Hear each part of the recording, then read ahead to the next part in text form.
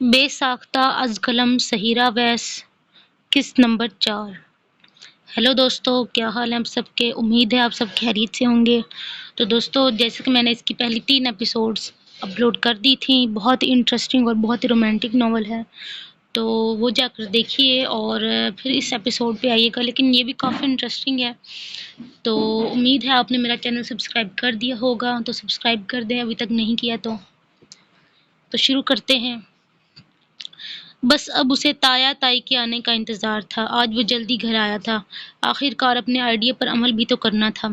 وہ کھانا وانا کھا کر پہلے تو اپنے روم میں ریسٹ کی نیت سے بیڈ پر لیٹ گیا تھا۔ وہ کچھ دیر کیلولہ کرنے کی غرض سے آنکھیں بند کیے لیٹا تھا تو آئلہ کا چہرہ اس کی نظروں کے سامنے آ گیا۔ اب وہ آگے کا الہی عمل تیار کر رہا تھا۔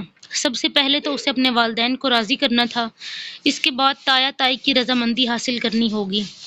آئلہ کو پتہ چلے گا تو وہ انکار کے لیے خوب ہنگامے اور ایموشنل بلیک میل کا سہارا لے گی، اور ہو سکتا ہے اس کا انکار تسلیم کیا جائے، لیکن اس کے انکار کے خلاف مجھے میرے دیگری یار فرحان اور جویریہ آپی کے ساتھ مل کر ٹیم بنانی ہوگی۔ جویریہ آئلہ کی بڑی بہن، جس کی 1 سال پہلے شادی ان کی ہی کالونی میں رہنے والے ایک ریسٹورینٹ کے آنر سے ہوئی تھی۔ وہ تیزی سے خیالی پلاؤ بنانے میں مگن تھا۔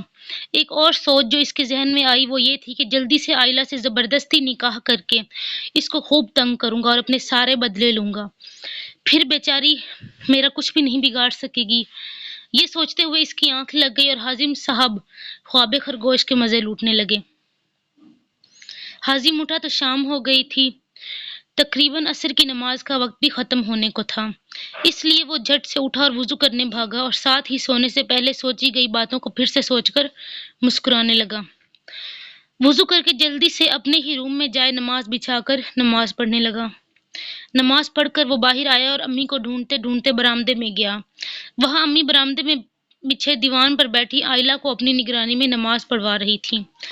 حازم نے آ کر امی سے سلام دعا کی، امی کے ساتھ بیٹھ گیا۔ وہ معاملہ سمجھ گیا تھا، کیونکہ اسے یاد تھا کہ اس کی تائی نے اس کی امی کو خاص اپنی آنکھوں کے سامنے آئلہ سے نماز پڑھوانے کی تلقین کی تھی، کیونکہ نماز کے معاملے میں وہ بہت سست تھی۔ تائی امی کی تلقین و تاکید یاد کر کے اس کے چہرے پر شرارتی مسکراہٹ دوڑ گئی، جو سلام پھیرتی آئلہ کو دیکھ کر مزید گہری ہو گئی۔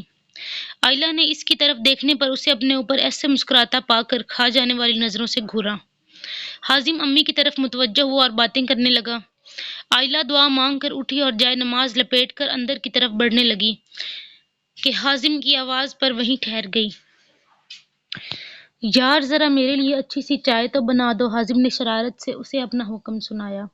وہ جانتا تھا کہ آئلہ کو اس کے کام کرنا کس قدر زہر لگتے ہیں۔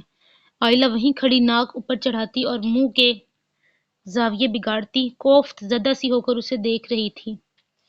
مریم شہزاد یعنی حازم کی امی آئلہ کی شکل دیکھ کر اس کی بیزاری سمجھ گئیں، تبھی اپنی جگہ سے اٹھتی مسکراتے ہوئے بولی، بیٹا آئلہ کو ابھی اپنی اسائنمنٹ بنانی ہے، وہ پہلے ہی مصروف ہے، میں تمہیں چائے بنا دیتی ہوں، تم بچی کو تنگ مت کرو۔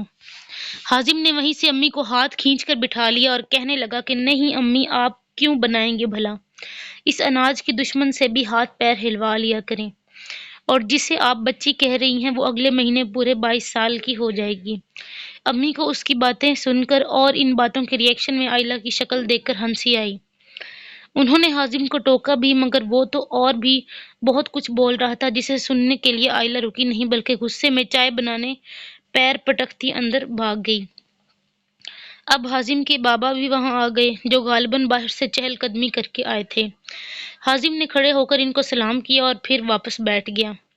شہزاد صاحب بھی وہاں لکڑی سے بنے دیوان کے سامنے پڑی اسی ڈیزائن کی 2 کرسیوں میں سے ایک کو ذرا آگے کھسکا کر بیٹھ گئے۔ موقع اچھا تھا، حازم نے فوراً ہی آئلہ سے نکاح کی خواہش کا اظہار کیا، جسے سننے پر حازم کے والدین کے چہرے پر خوشی صاف جھلک دکھائی دے رہی تھی، جس کا اظہار انہوں نے حازم کی ہاں میں ہاں ملا کر کیا۔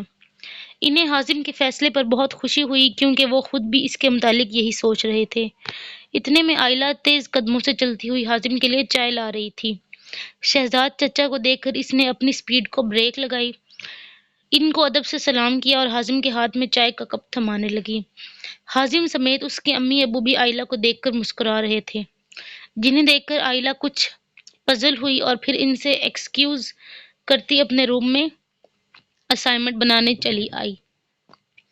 چچا چچی کا رویہ اسے غیر معمولی لگا تھا، لیکن اس نے اسے محض وہم قرار دے کر اگنور کر دیا، جبکہ مریم بیگم تو آئلہ کو اپنی بہو بنانے کی خوشی میں خوب چہک چہک کر باتیں کر رہی تھی۔ وہیں حازم نے جب آئلہ کی بنائی چائے کا پیالہ گھونٹ لیا تو بے ساختہ ویسے کا ویسا ہی جلدی سے اٹھ کر برآمدے کے آگے بنے لان میں موجود کیاری کے اندر تھوکا۔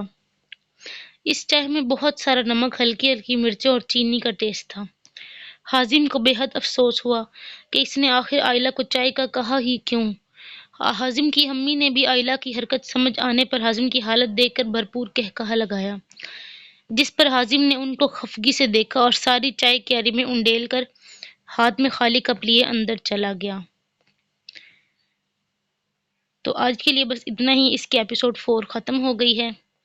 تو اگر آپ نے ابھی تک بھی سبسکرائب نہیں کی تو کر دیجئے سبسکرائب۔ اوکے، اللہ حافظ۔